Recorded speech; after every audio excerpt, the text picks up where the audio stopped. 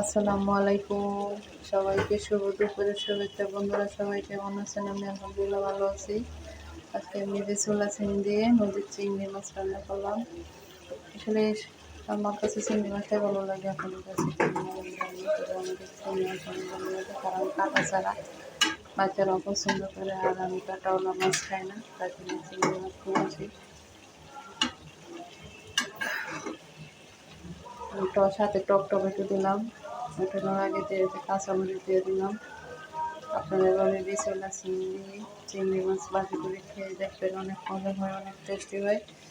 আজকে আসলে বাজারে গেছিলাম মাছ আনতে, বাজারে ভিডিওটা করে নিয়ে আসছি। তবে বাজারে গেছিলাম পরিমাণ মতো টাকা নিয়ে, ঘরের বাজার লাস্টের টাকা শেষ,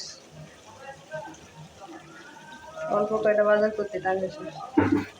যাই হোক বন্ধুরা, সবাই ভালো থাকবেন, সবাই সুস্থ থাকবেন, আর বেশি করে শীতের সবজি খাবেন, ভাত কম খাবেন, আর আমার জন্য দোয়া করবেন। সবাইকে শুভ দুপুরের শুভেচ্ছা। আল্লাহ হাফেজ।